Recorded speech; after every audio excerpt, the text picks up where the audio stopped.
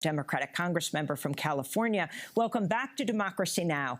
Can you respond to what has taken place in Venezuela and the U.S. role in that, from Vice President Pence to Secretary of State Pompeo to National Security Advisor John Bolton?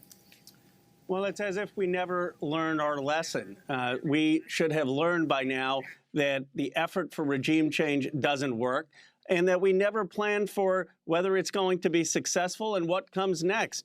This was the mistake we made in Syria. The entire Washington consensus was that if we supported the rebels, somehow they would topple Assad. Now, Assad was a brutal war criminal, but that was ineffective. And what it led to was Assad actually escalating the bombing and more civilians dying. The same situation applies here. Look, I'm not going to defend Maduro's policies. There have been, in my view, unfair elections and hyperinflation, but there is absolutely no plan that would suggest that any effort at regime change would be successful. And there is no plan for what would happen after a civil war, which would just lead to more mayhem and violence. That is why the responsible solution is what the Vatican and Uruguay and Mexico are doing, a negotiated settlement. And everyone knows that that's the only way that you could have possible peace there.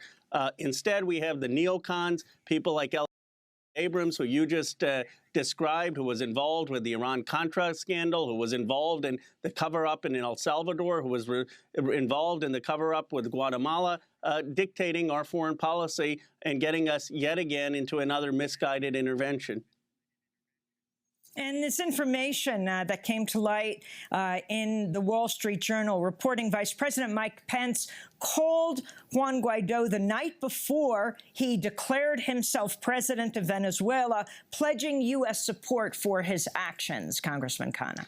Well, the Democrats should be appalled by that and criticizing that. I mean, for all of our legitimate concerns about Russian interference in our elections, where we get concerned if a journalist appears on Russian television and a member of Congress talks to them. Imagine if someone were calling the opposition in our country. We would be furious, justifiably furious. And so it makes no sense that our vice president would be calling and interfering in politics in Venezuela. What we ought to be doing is working through international institutions and laws, calling for human rights, but not getting involved in a potential civil war. And again, this is no defense of Maduro. Everyone recognizes that there have been extrajudicial killings there, that his economic policies have led to hyperinflation. But the reality is that when we have intervened in places like Syria, in places like Libya, what has the consequence has been that things have gotten worse. And for some reason, the people who have led all these interventions are still able to dictate American foreign policy. It's almost as if failure is the qualification to be part of dictating what we should be doing in Venezuela. And so what are you calling for in Congress? Among those who have criticized what the U.S. administration is doing, well, you have Dick Durbin, Senator Nancy Pelosi actually supporting Guaido, but then you have people like yourself, Ilhan Omar and others, Bernie Sanders, also critical of the Venezuelan government, but critical of what the U.S. is doing. What are you demanding in Congress right now? Well, first, that the Democrats should speak up against this administration's effort to get us into another civil war.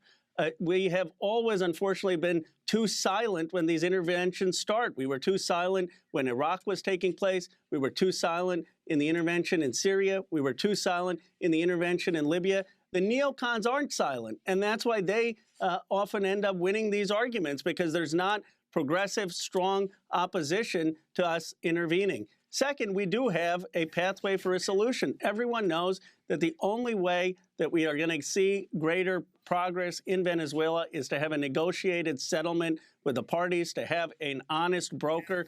Uruguay, Mexico, the Vatican are trying that. The United States can lend credence to that effort and be involved in that effort of trying to come to a negotiated settlement. And finally, these sanctions are not working. Even people completely opposed to Maduro's policies have said that the sanctions are only making matters worse. They're hurting the poorest of the poor in Venezuela, and we need to really look at ending those sanctions. Congressmember Khanna, before we go, the government shutdown, the longest in U.S. history.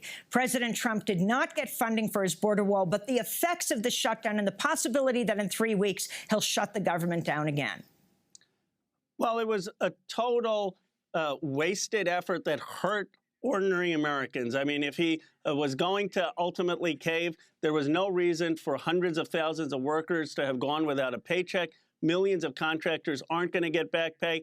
And I'm concerned that on February 15th, he's going to try to declare a national emergency. Now, I heard yesterday Senator Rubio and Senator Blunt saying that a national emergency would be a bad idea.